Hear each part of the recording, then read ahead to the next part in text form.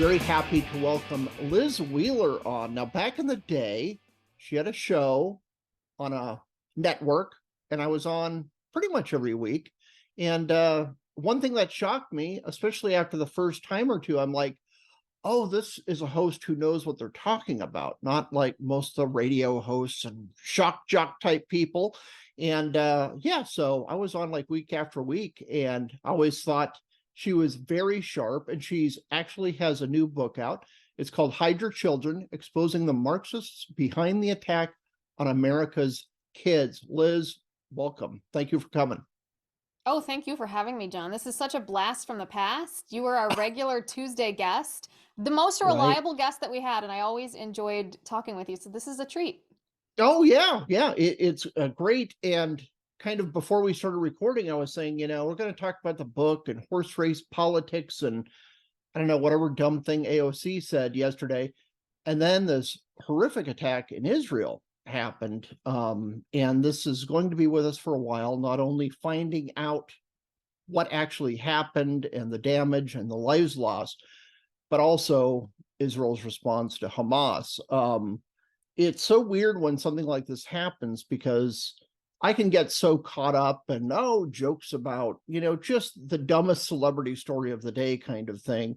And then something like this happens, you're like, okay, I don't care about anything but this one Yeah. story.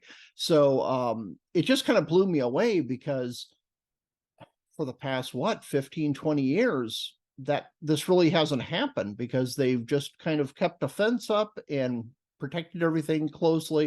And then this horrible thing happens. And of course, the Marxists, like those that you talk of in your book, are all like basically AOC and Ilhan Omar are running around Congress passing out candy. What was your reaction to this? It just took me totally off guard. My reaction, I think, was probably a lot like the rest of the country. I mean, we haven't had an atrocity to this extent, perhaps since 9/11. I mean, Mm-hmm. it's not hyperbolic to say that the number of Jews that were killed, the number is now over 1,000. It's the largest number since the Holocaust who have been Yeah. slaughtered because they are Jews. I mean, I don't want to say that I'm desensitized to the bad things that happen in the world, but when you work in Mm-hmm. media the way that we do, you do get a little bit desensitized.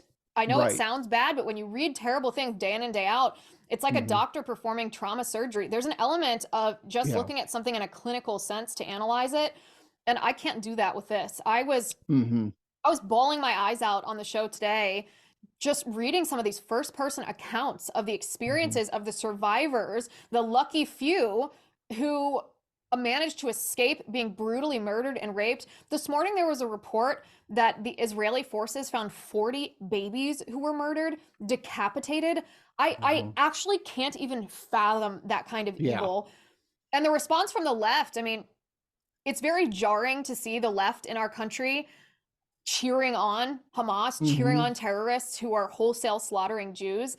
At the same time, the phrases that they're using, saying we stand in solidarity with our Palestinian brothers and sisters. This is decolonization. What did you think? Decolonization was just an essay? This is what Right. the oppressed overthrowing the oppressors. John, I fear that this is the type of revolutionary behavior. And Mm-hmm. revolutionary behavior is a very mild term to describe, Mm-hmm. obviously, what happened in Israel, but this is what they want to do to our country, too. They think that any sort of violence is justified as long as they've painted themselves as the marginalized and you and I as oppressors. Mm-hmm. Yeah, exactly. They go around oppressing everybody they meet, but say, oh, no, I'm being oppressed. I'm being oppressed. And that is typical playbook going back to Russian Revolution and everything after it. This is how it works. They just kind of like put a shim in, then put a wedge in, and just kind of keep pushing and pushing until they think they can do a breakthrough, and then the terror starts. Just moving on to first off, prayers for everybody in Israel. God bless all you people, families, friends. I know a lot of people in the States who have family living there. So may God bless all of you. And it's horrible. We'll continue following it and getting the word out, I guess, is all we can do, is try to be a tiny little part of a witness to history. I would rather not be, but that's where we are. But when it comes to all this crazy Marxist nonsense, you have a book out and just came out. It's called Hide Your Children, Exposing the Marxists Behind the Attack on America's Kids. Why don't you tell us about it? It's an intense topic. We're jumping from intense topic to intense topic today. Yeah. But I think parents understand why it's intense because we all have this visceral reaction in our gut, especially over the past couple of years when all a parent had to do was look over their kid's shoulder on Zoom school, for goodness sake, and they would see just this horrible stuff, critical race theory, trans ideology, 1619 Project, plus the good old revisionist history we've seen for a couple decades now in schools being poured into their kids' minds. And this book started for me as a question that I had. I knew that the attack on children wasn't new. It does seem like it's escalating now. And I wondered, who's behind this? What is behind this? What is their ultimate goal? Why now? Why this escalation? So I set out to find the answer. And interestingly, the book is divided into two parts because I found two sets of answers that are worth analyzing. The first part of the book, I name the names of the individuals and the organizations that are behind the capture of institutions that impact our children, like the media and sadly a lot of religious institutions, of course, the education system, the law. And I really think it's important for conservatives to acknowledge the reality of the political enemy that we face. Otherwise, we won't fight well against it, right? Mitt Romney comes to mind when he called Joe Biden a very good man, just disagrees with his politics. We're not facing opposition that are well-intentioned or good faith that just have impractical solutions to problems that we all agree on. That's not who we're up against. And if we continue to delude ourselves, we're going to continue to lose. I don't want to lose anymore. That's the first half of the book. But the second half of the book is a critique of the Republican Party, actually, because as I'm researching this takeover of our institutions, which has enabled this attack on our kids, I realized this is not new. It's not even close to new. It's not something that's happened in the last 2 or 5 or 10 years. It's been decades upon decades of the left seeding Marxist ideology into our institutions, from teachers at Columbia Teachers College that then taught teachers all over the nation to teach Marxism to children, to the media. I mean, back in FDR's era, you know, the media became so corrupt because they were worried. They were worried about FDR cracking down on them and if they were dissidents. And I realized we had all of these decades, more than my lifetime, to recognize and put a stop to these assaults before they came to fruition. What was the Republican Party doing?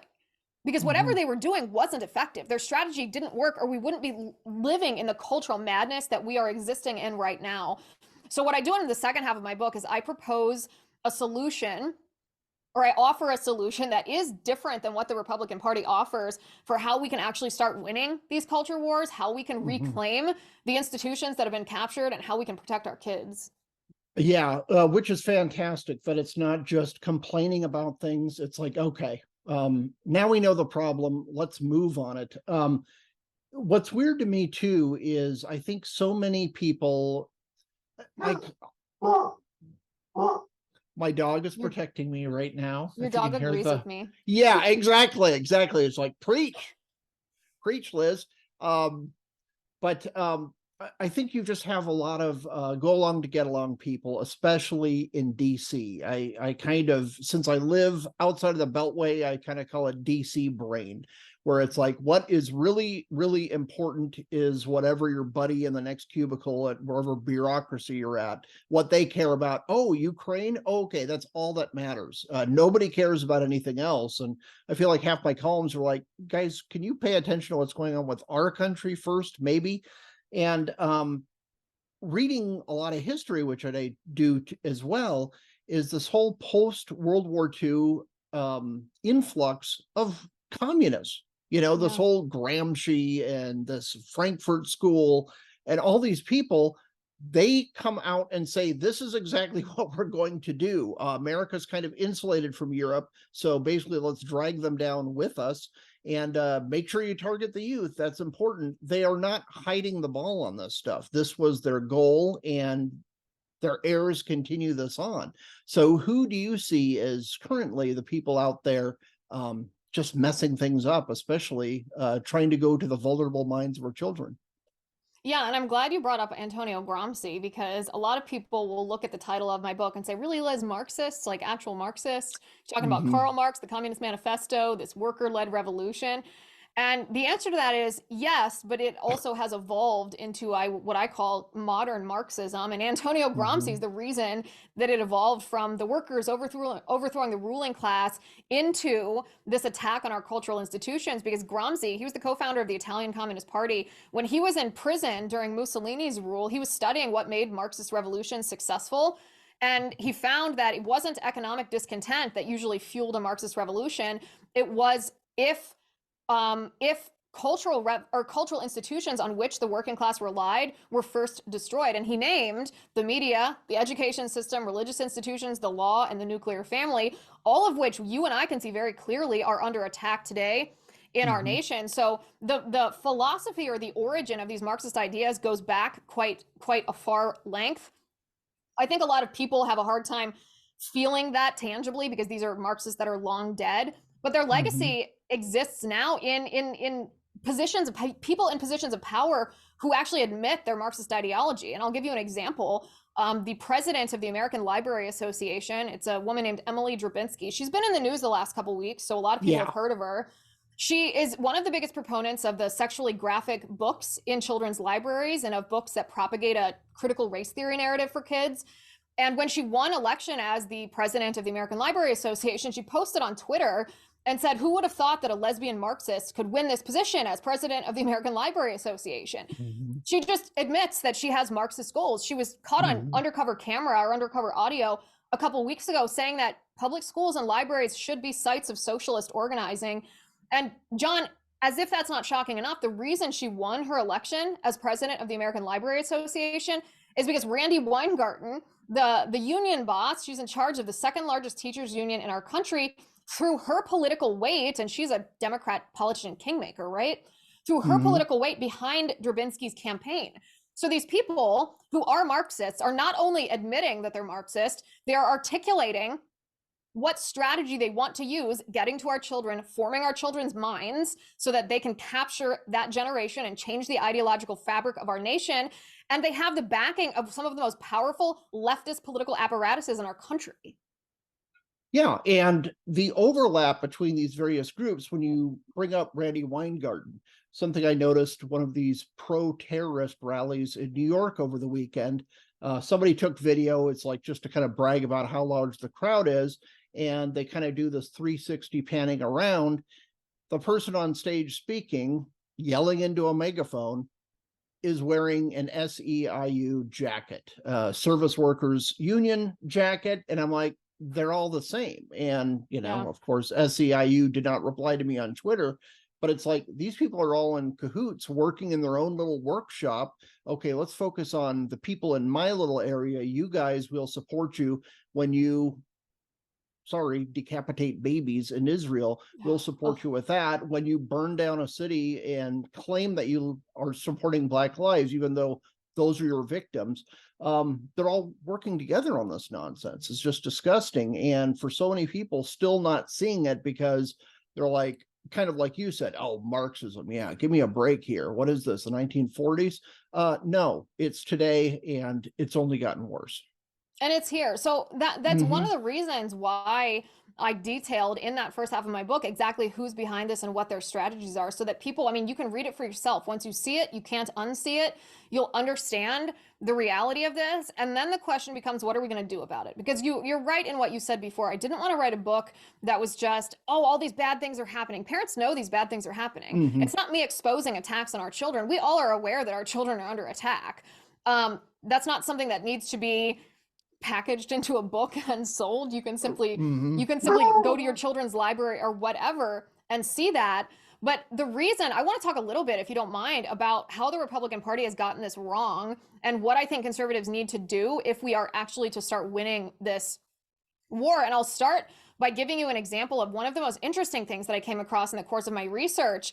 I was researching the origin of the public school system in our country, and I realized public schooling wasn't compulsory in our country until 1852. It sounds like a long time ago. It's really not that long ago. Massachusetts was the first state to make it compulsory, and the reason why is critical. The reason why is because there was an influx of immigrants, particularly Catholic immigrants, coming to our country at the time, and the Protestant politicians in charge of Massachusetts wanted to indoctrinate the immigrant children in American values so that they'd be loyal to America first rather than the country of their birth. And these Protestant politicians wanted to indoctrinate the Catholic children in Protestant doctrine because of the centuries-old battles between Protestants and Catholics. And John, I realized while I'm reading this that our education system actually is supposed to be an indoctrination center. That's what it was designed to do. It's such an unpopular thing to say, even among the right, but we think of indoctrination negatively only because of what the left is indoctrinating our children with, but it's actually a morally ambiguous, morally neutral term. It does depend on what is being indoctrinated that determines whether it's good or bad. But Republicans have lost sight of this sometime between when it became mandatory and now. They relinquished control because they fell for the false idea of neutrality. They said, oh, the public school system shouldn't teach values. It should just teach reading, writing, and arithmetic. Well, that's a utopian fantasy. Any adult who has had a child, who has been caring for a child for more than 1 hour, let alone 8 hours a day, knows that there will be values imparted by that adult to that child. So we have a choice to make as Republicans. We can either fall for this false idea of neutrality, in which case the left is going to be happy to swoop in and start indoctrinating children with Democrat ideologies, or we can reassert our values, which are American principles, Judeo-Christian principles, and start teaching children right from wrong. I understand a lot of Republicans are squishes on religion. They don't want to talk about objective truth. They don't want to talk about natural law. They don't want to talk about the definition of liberty and justice, but we have to if we're going to win. Yeah, and I think you bring up a great point too, because what has crept in, and I definitely on some issues have libertarian leanings, but what's crept in schools is this kind of old school liberal, look, we need to let people think for themselves. Okay, that works when somebody's 30. It doesn't work when someone's 5. And unless you give the basis, okay, here's how our country's supposed to work. Here's why it's so awesome. Here's our founding. Here's our history. Until you have that base, yeah, maybe when I hit 26 and I'm being an edgelord, I might say, yeah, American history is stupid. Okay, but at least I know the story coming into it.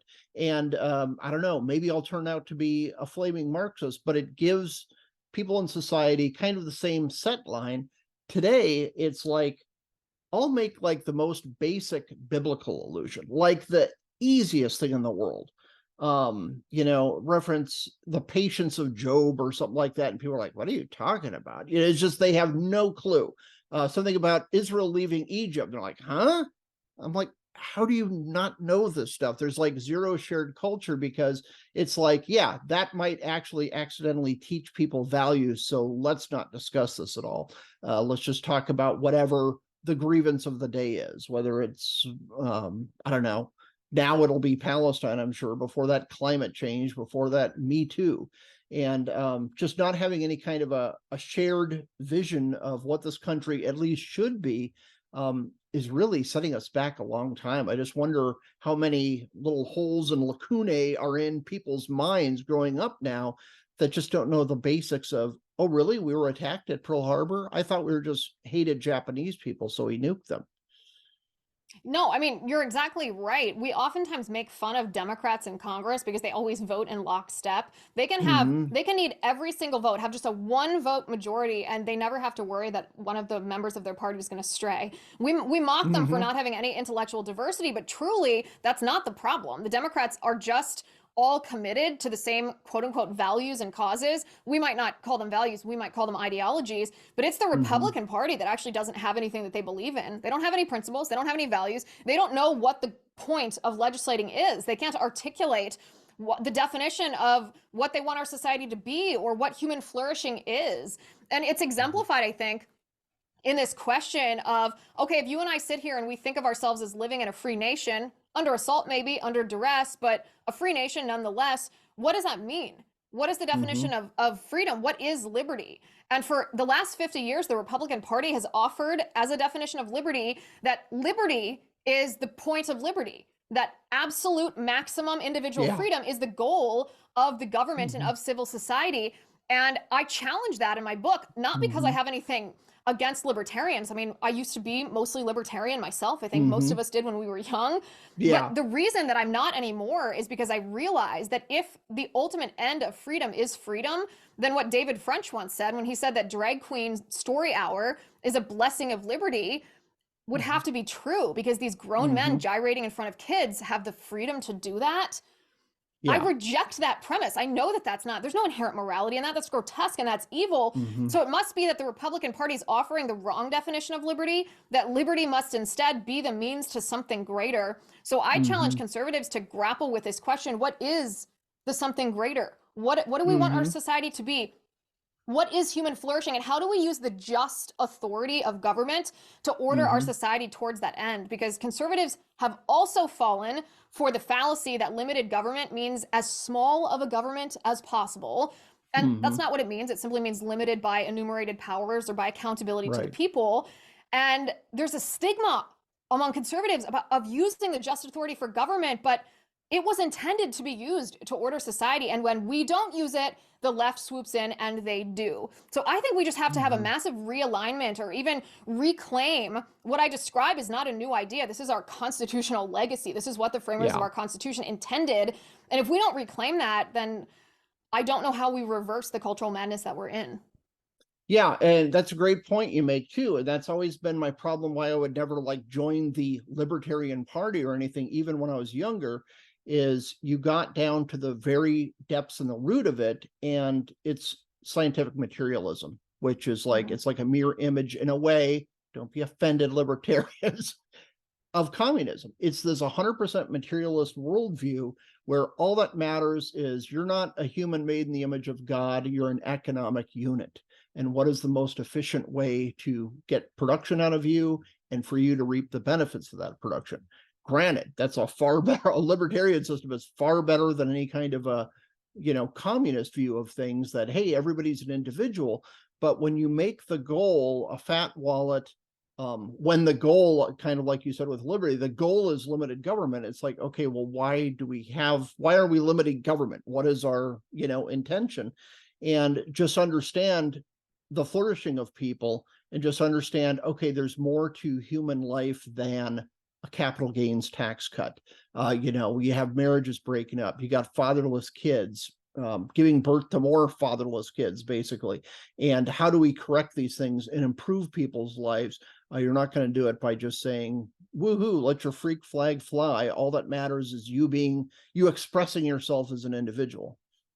That's right. And like I said, I still basically feel that I would like to put a sign in my yard that says government get off my lawn. It's Mm-hmm. not that I want an intrusive government, but I just recognize the reality of what libertarianism leads to, and it Mm-hmm. leads to licentiousness. That's not the definition Yeah. of liberty that any political philosopher before our country, or someone who was alive during the founding or the framing of our country, embraced. No one believed that. And the reason for that is because there's tyranny of government, but there's also tyranny of vice. And again, Mm-hmm. many Republicans are uncomfortable with even this sort of conversation that you and I are having, because they want to Mm-hmm. completely divorce religion from politics.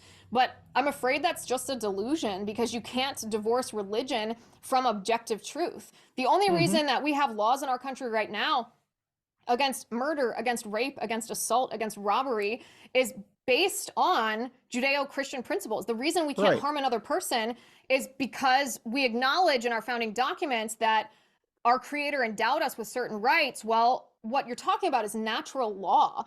Our society Mm-hmm. was formed not to violate natural law. It doesn't mean you have to go to church. It doesn't mean you have to Mm-hmm. worship a God you don't want to. But it does mean that if we want our society to flourish, we have to acknowledge the pre-existing definition of words like liberty and justice and man and woman and marriage and right and wrong. Otherwise, we're simply going to flounder closer and closer towards communism, because as we promote the false sense of neutrality, the other side's not going to. Yeah, absolutely. And it seems like the issue of the day, the scandal of the day, it seems like the media, of course, they just want the hits in some point. But the other thing is just to keep us working on a purely emotional level and never stopping and thinking and saying, wait a minute, I've just spent the last, I don't know, half of my last week wondering about Taylor frickin' Swift and football player. It's just like the nonsense that people just instinctively react to. And I need an instant take on, everybody has a hot take on, I don't know, Taylor Swift, the latest rap album that came out. And I'm like, guys, can you just kind of calm down, read an old book, and think things through a little bit? If you're doing it for fun or entertainment, okay, that's fine. But this constant state of heightened alert, of panic, of moral panic, we've seen that in kind of broader strokes with COVID as a panic, wearing a mask is a panic, then taking a vaccine is a panic, and then BLM is a panic. Hey, you can go outside as long as you're sticking it to the man, middle-aged white person. And after that, you have the Ukraine panic. It's just like this constant state of agitation and panic, instead of just looking back over the past 10, 20 years and saying, oh, wow, the people in charge have no idea what they're doing. That's right. And they don't. I mean, Mm-hmm. I would actually find it very interesting if we asked every single member of Congress, define the word liberty, and what role do you think that government has in ordering society? I bet there's probably not 5 people in the United States Congress who could answer it, and probably 4 of those 5 would answer it incorrectly, meaning they would give the libertarian definition of liberty and say that government shouldn't be involved. Most of our politicians, even on the right, aren't correct about this. And the reason that I make this book such a massive critique of the Republican Party is because it's been this viewpoint that's allowed the capture of our institution. So I don't want to sound cynical, because I'm not hopeless, I'm not cynical, but I don't think that there's a way for us to prevent the left from continuing to assault our children unless we play offense and stop pretending just to play this lukewarm, C average kind of defense that we've been doing. Yeah, that's a great point. And yeah, always avoid cynicism, but always hold on to skepticism, especially when dealing with the government, because a lot of what they say is nonsense. Sometimes it's due to ignorance, sometimes it's malevolent, but yeah, be skeptical, make them prove their facts, show the spreadsheet. Liz Wheeler, it's been great to have you on. Everybody rush out now in a buying frenzy and get Hide Your Children, Exposing the Marxists Behind the Attack on America's Kids. Like I said, kind of at the start, is just like, oh, okay, Liz Wheeler, after I talk to you a time or two, I'm like, oh, she's one of the smart ones. Okay, I'm going to follow this person's work, because a lot of people, look like me, we just phone it in, but it's like, you actually know what you're talking about. So thanks so much for being on. You're too kind. Thanks for having me. It was delightful to talk to you. Let's not wait so long to do this again. Yes, we'll definitely do this again soon. Thank you. Thanks, John.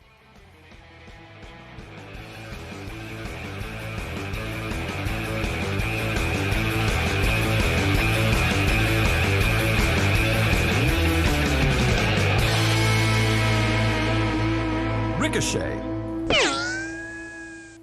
Join the conversation.